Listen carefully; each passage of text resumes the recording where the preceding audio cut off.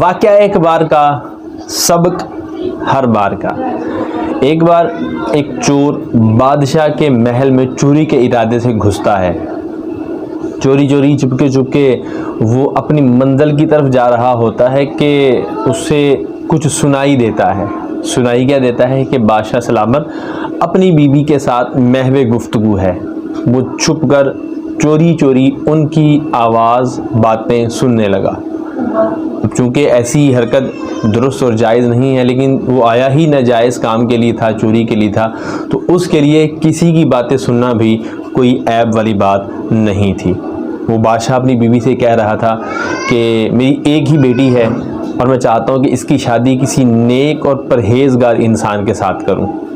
یہ بات چور نے جب سنی تو اس کے منہ میں پانی آ گیا کہ کیوں نہ میں ہی وہ شخص بن جاؤں جو اس کی بیٹی سے شادی کرے اور پھر میرے وہ سارے خواب پورے ہوں جن کے لیے میں چوری کرتا ہوں۔ لیکن اس کے لیے شرط کیا تھی کہ نیک اور پرہیزگار بندہ بننا پڑے گا۔ اب چونکہ یہ چور تھا، چوری سے باز آ کر دھوکے پر اتر آیا۔ گھر جا کر سوچنے لگا کہ میں کیا ایسا کروں جس کے بہاپ پر یہ بادشاہ اپنی بیٹی کا رشتہ مجھ سے کر دے۔ اس نے کہا کہ سمپل سا رستہ ہے کہ آپ نیک اور پرہیزگار بن جاؤ۔ اس نے کہا میں تو چور ہوں، میں نیک اور پرہیزگار کیسے بن سکتا ہوں؟ اس نے کہا نیک اور پرہیزگار بننے کا ڈرامے کر لو۔ اس نے پھر یہی فیصلہ کیا اور محل کے قریب مسجد میں اس نے مذہبی لبادہ اوڑھا اور متقی اور پرہیزگاروں والا حلیہ اپنا کر مسجد میں بیٹھ گیا۔ کافی مہینے اسی نیت بد کے ساتھ کہ میں اپنے آپ کو نیک ظاہر کروں گا تو یہ بات بادشاہ تک پہنچے گی کہ فلاں مسجد میں ایک نیک اور پرہیزگار بندہ ہے جو وہاں پر بیٹھ کر اللہ کی عبادت کرتا رہتا ہے۔ جب یہ بات بادشاہ تک پہنچے گی تو امید قوی ہے کہ بادشاہ اپنی بیٹی کا رشتہ مجھ سے کر دے گا۔ وہ کہا جاتا ہے جس نے کوشش کی اس نے پا لیا۔ وہ کوشش خدا نہ خواستہ غلط کام کی طرف بھی ہو تو اس کو اس میں بھی کامیابی مل جاتی ہے۔ وہ بیٹھا رہا، کچھ عرصہ گزرا تو بات پہنچتے پہنچتے بادشاہ تک پہنچی۔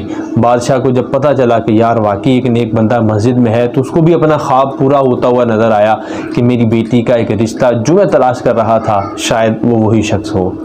بادشاہ اپنا وزیر اس بندے کے پاس بھیجتا ہے اور رشتے کی بات کرنے کے حوالے سے اس کو ترغیب دیتا ہے۔ وہ وزیر اس نیک نما انسان کے پاس مسجد میں جاتا ہے اور جا کر آداب عرض کرتا ہے اور کہتا ہے سیدی کچھ عرض و معروض بادشاہ کی طرف سے لے کر آیا ہوں، اگر آپ اجازت دیں تو میں لب کشائی کروں۔ تو چور خوش ہوا دل ہی دل میں کہ شاید میری آج مراد پوری ہونے والی ہے۔ وزیر نے اپنے بادشاہ کا مدعا بیان کیا اور کہا کہ شاید آپ ہی وہ شخص ہیں جس کی تلاش بادشاہ کو ہے اور بادشاہ آپ سے اپنی بیٹی کا رشتہ کروانے کی امید رکھتا ہے، خواہش رکھتا ہے۔ اب جب اس نے سنا تو اس کی آنکھوں میں خوشی کے آنسو آ گئے کہ آج مجھے میرا مدعا ملنے والا ہے۔ لیکن تھوڑی دیر کے بعد اس کی آنکھوں میں مزید آنسو ٹپکنا شروع ہو گئے اور اس نے اس وزیر سے کہا کہ آئی ایم سوری، معذرت، میں بادشاہ کی اس پیشکش کو قبول نہیں کر سکتا۔ وزیر بڑا حیران ہوتا، کہتا یار بڑے عجیب بندے ہو، لوگ تو بادشاہ کی بیٹی کے ساتھ شادی کرنے کی خواہش رکھتے اور بادشاہ خود آپ کو یہ پیشکش کر رہا ہے اور آپ اس سے منہ موڑ رہے ہو۔ تو اس نے کہا میری نیت بد تو یہی تھی، لیکن میں نے یہ سوچا کہ جب میں جھوٹ موٹ اللہ کی عبادت کروں تو اللہ دنیا میں مجھے انعام دے سکتا ہے، اور اگر میں سچ مچ اللہ کا بن کر اللہ کی عبادت کروں تو یہ نعمت تو کچھ بھی نہیں ہے، جو جنت کی نعمتیں ہیں وہ تو اعلیٰ نعمتیں۔ اور کہا جاتا ہے نماز برائیوں سے روکتی ہے۔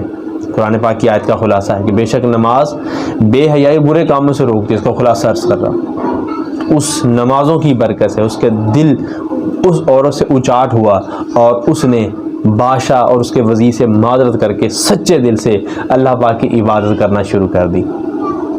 حقیقت تو یہی ہے کہ اللہ پاک کی عبادت کرنے سے گناہ معاف ہوتے ہیں، بندے سے برائیاں نگل جاتی ہیں اور اچھائیاں آنا شروع ہو جاتی ہیں، کیونکہ جب وہ اللہ کا بن جاتا ہے تو اللہ پاک اس سے اپنی رحمت آغوش میں لے لیتا ہے۔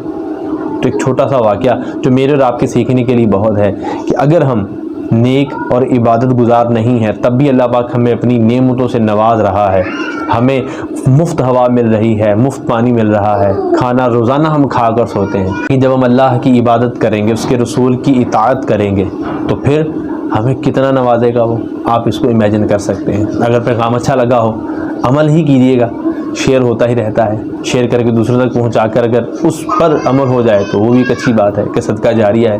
اللہ پاک مجھے اور آپ کو اپنا عبادت گزار، پرہیزگار، نیک بندہ بنائے، آمین بجاہ نبی الامین صلی اللہ علیہ وسلم۔